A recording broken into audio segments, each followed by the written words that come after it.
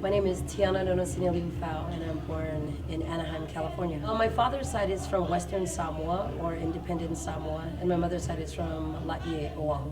Tahitian dancing has always been in my family. My family dances Polynesian in general, but Tahitian has always been the main passion that my family had, all the way from my great-grandparents down to my grandparents and so forth. And that's one thing that has been passed down, and I'm just fortunate enough to still perpetuate Tahitian dance.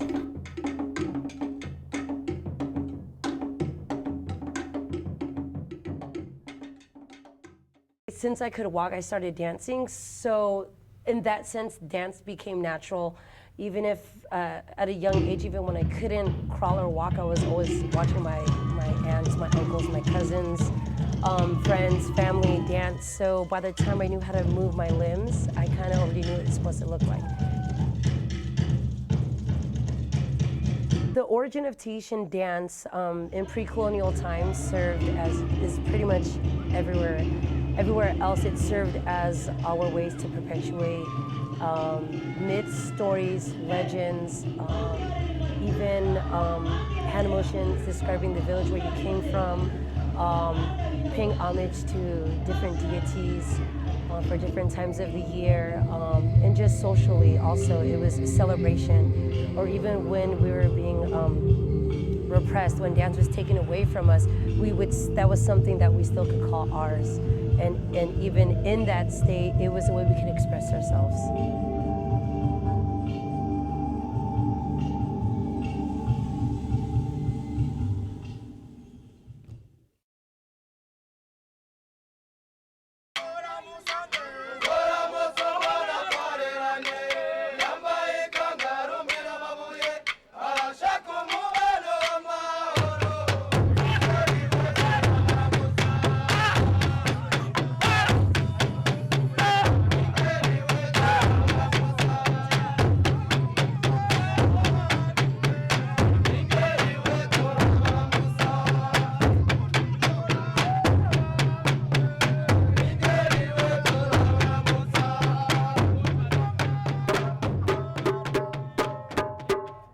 My name is Kiro here in America, but my name is Bigira Mustafa Prince Willie David Kiro Kiro. I was born in Burundi, like Central East Africa, a little tiny country. When you play drum, you feel this energy, the sound, and you know it's your hands, and then it is your ear who hear that, and then you make what you want to hear. In Burundi, not every day you can hear drum, but it's every other day you can hear drum. Somebody is drumming, somebody is drumming.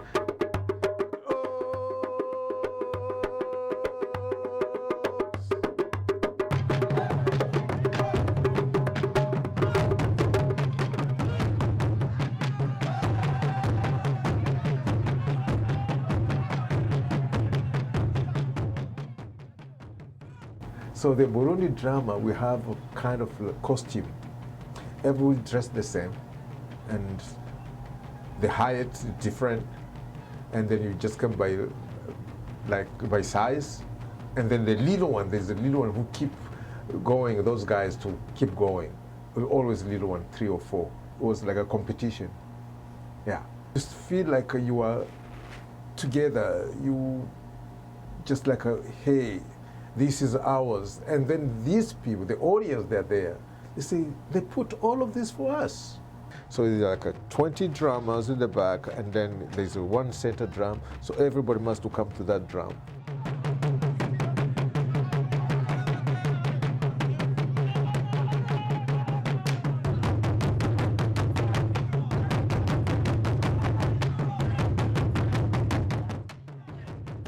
Now they jump even higher because they know the meaning, and there's a competition, it pays. They compete and then they drink. They say, oh, you start to drink because, but now they even get prizes.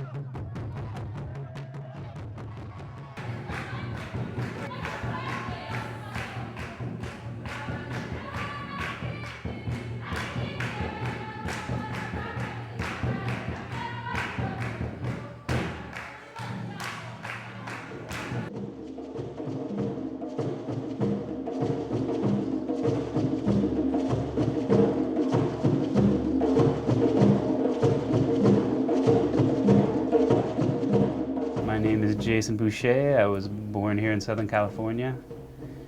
And this is my wife, Binta. My name is Binta Diop. I was born in Saint-Louis, Senegal, West Africa. I began dancing since I was little because we grew up with dancing. My family, they all drum, dancing, and dance. So I started dancing since I was a little girl. I feel like I can dance forever, for all day, because you see drum every day, you hear drum every day when you are in Africa. So every time you hear drum, you just want to dance. You can dance the longest you can.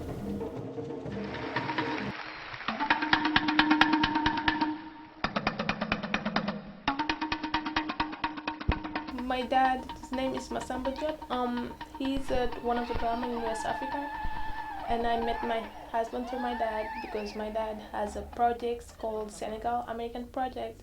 And that project, he takes people from here, from the college, to bring them in Senegal to visit and for them to learn what is the food in Africa, what is the dance, what is the clothes, and things like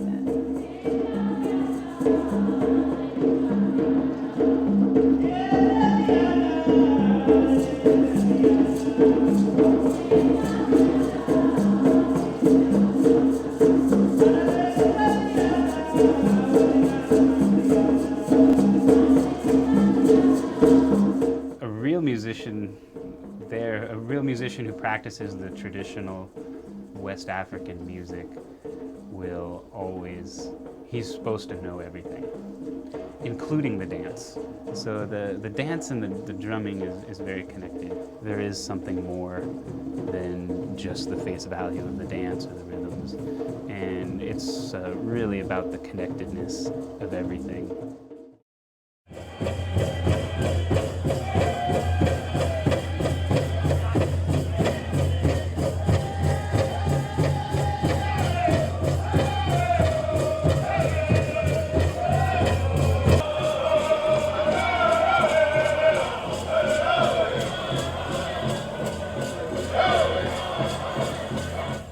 My name is Saginaw Grant. I live here in California at the present time, but I'm from Oklahoma. But at one time, our dances are on for public viewing or sacred dances. And we have different clans. I belong to the water clan. My name is Wapimad. That means white fish. So I belong to the fish clan. These songs, a lot of the songs that I know, and they're telling stories about different things, about different events that happened in their lives. That's what our songs are about most of the time. Anybody can hear these songs and understand the feeling of these songs by just listening and listen to the words. You may not know what they're saying, but there are words that can touch you, make you feel good, all over. Makes you want to dance, really. So you're listening to the beat now? Yeah. Your feet got to hit every time. When they first the Caucasians came over to this country, they were questioned, why did you come to America? They said, we came because we wanted freedom of religion. Okay, that was their answer. But as it turned out, they took away our religion. They took an act of Congress for us to be able to worship the way we were brought up. That's very sacred out there. It's like our church. We really do worship while we're out there. We pray while we're out there. This is where we bring all our, I hate to say trouble, I don't like to use the word. This is where we bring all our requests to the Almighty. We appreciate the ability to be out there, to be able to dance, to make our expressions.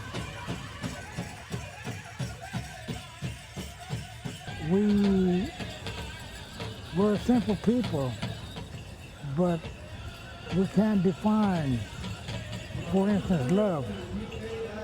There's so many ways of saying beautiful or something. We don't just say, yeah, I love you. We go around in a lot of different ways. You mean like a waterfall to me. We talk about beauty when we see it. This is what we want to express to everyone that we come in contact with. We're one with humanity.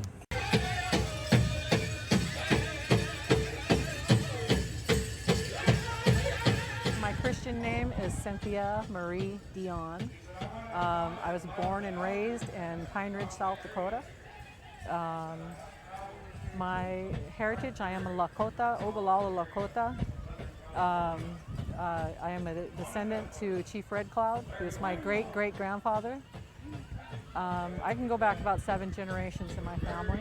Me personally, for the reasons why I dance and things like that is because of my elders. You know, I dance for my grandmas and my grandpas, my mother-in-law, my father-in-law, who just passed away recently. So I feel very connected to their spirit.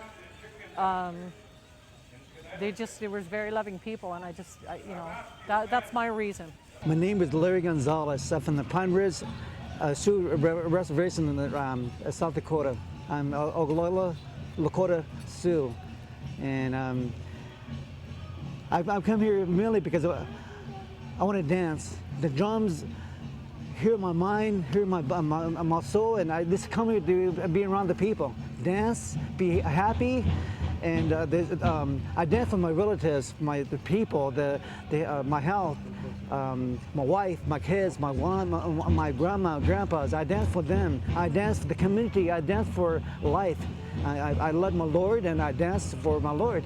My wife and I, we are totally committed to the community, and we are focused on the handicapped, the helpless, the elderly, the people who can't speak for yourself.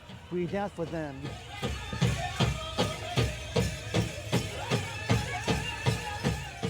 I'm Stephanie Braun. I was born in South Dakota, Pine Ridge, South Dakota. My parents are Cynthia Gonzalez and Larry Gonzalez. What I dance is called jingle drifts. The grass dancers, which are also men, they lay down the grass, so it's like they go in first to let all the other dancers go in after them, and then the fancy is just like fancy.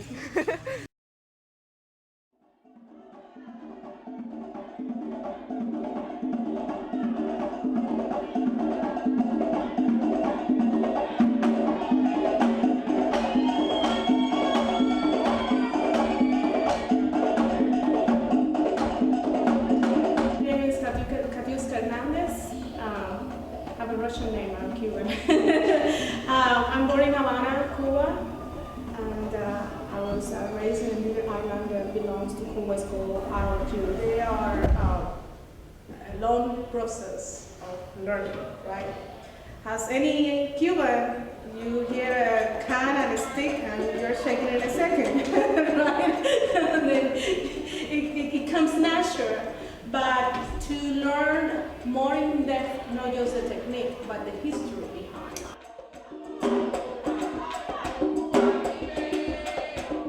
My name is Odilia Pasos, and I was born in Buenos Aires, Argentina.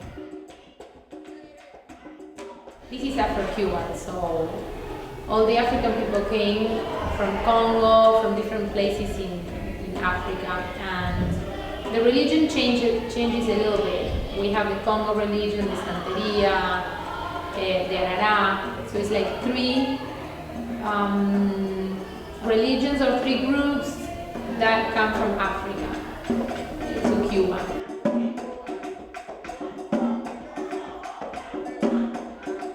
My name is Pamela Frankel, and I was born in Hollywood, California. At some point, I had this boyfriend from Venezuela, and he played this Afro-Cuban music, and I was beside myself. I said, "What is that?" And I had to have more, and that was the beginning of chasing like a moth to a flame the Afro-Cuban music to Stanford, to Tijuana workshops, to Cuba 3 times, to every possible workshop and dance class that I could get my hands on, to every toque, to every drummer I could learn the smallest thing from, trying to learn this culture because it is so big. And to stick your toe in the water, you realize that you've just embarked on a journey that's going to maybe take your lifetime. You couldn't learn it all. So it's a lot of knowledge that you need to years and years and years, and it's infinite. You know, the songs are infinite. We dance for Yemaya in 3 different traditions. The Yoruba tradition, which is from Nigeria, and then the Arab tradition, which is from Benin, what is Benin today, and then the Congo tradition, which is from Bantu, which is Palo from Bantu. So to learning depth of those dances, to be able to teach it, to be able to represent, it's important to know the history behind.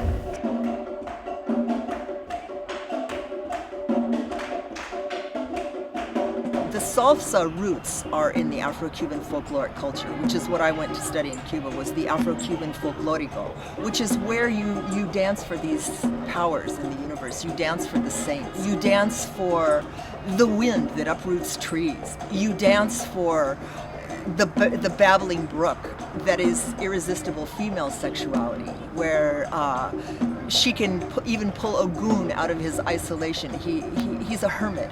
He's also one of the Orishas or the gods. And by her laughter and her loving herself, this goddess Ochun that is represented by water, when she dances, she looks at her own butt when she dances. She loves her own body. She laughs, and she's so irresistible to anyone. They see her, and so she was able to actually magnetize Ogun out of his isolation just by dancing, laughing in the water, splashing it around. And he kept coming closer to her and closer to her. And finally, she reached in her honey pot and she smeared across his lips some honey, and he couldn't leave her. He followed her right out, and so. That's what the other gods had sent this goddess Ochun in, is to pull him out, and she did it.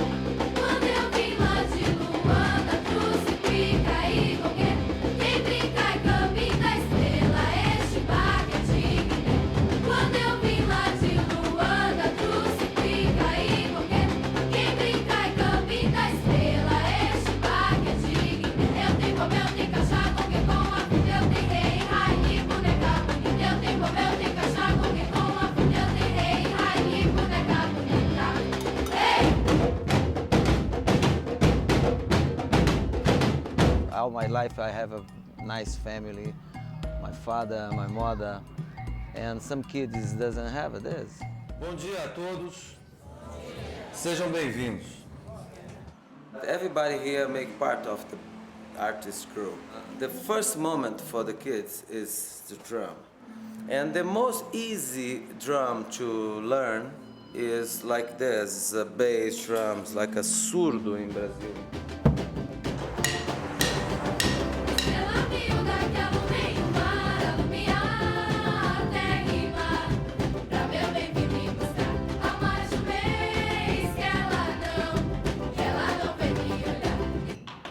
Music is very important in my life. When I started the Meninos, my life changed because I started to make music classes. Paragadum, chiquidum, chiquidum. I like so much music, to listen to music, so I know this is samba, I can play with this too. I think one instrument, one drummer can change your life, you know? When I start this, in the first moment, just 3 boys I invited to my home. 1 week after, my regular students agreed the idea, call other kids and play together, change for 20. We had some bad days in Meninos. He fought a lot with people just because of us, because we're making noise in the street. People shot us with the tomatoes and eggs. The band don't play well. Now, sometimes Meninos do Morumbi make a performance in the streets. A lot of neighbors coming to looking for and cry and said, wow, this is wonderful. This makes a lot of difference in the life of the kids. When I enter here, I meet some people very different of me. Black people and white people and rich people and poor people, boys and girls and all different peoples, and they are different, but in this difference we are very similar. We live in a place that's a lot of violence, drugs, and in Meninos they see another side of the reality. Create a kind of community, an identity. We are a band. Olha o presidente. Fala, presidente. Fravão. And everybody call me Fravão. Fravão, it's a Flávio, and Flavião, it's a big Flávio. And this make me very strong.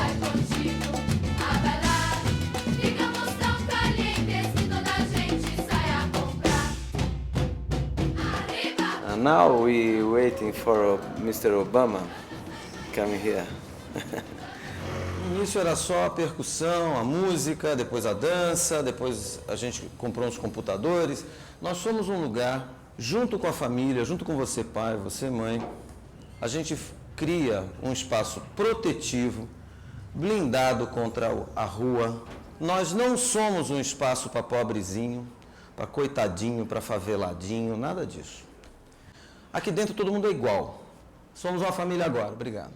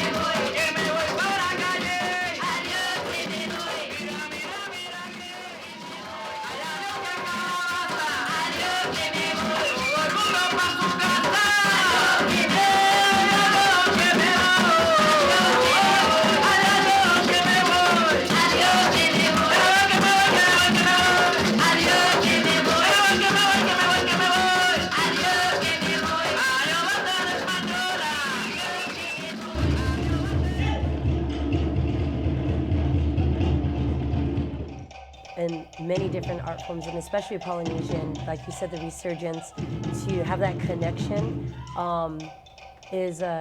I feel the drums is what draws people, and even at a young age, when you hear a drum, for some reason, you just find yourself moving. It's innate. It's like your heartbeat. For me, it's my heartbeat. I love music, I love drums. It's the rhythm from my heart, you know. Always this kind of energy, you know, everybody together in the same time, in the same song, the same emotion. It's nice. The best thing in the world. Yeah, there's a very direct connection, I feel, with humankind. And with the drumming is a very good way to bring people together.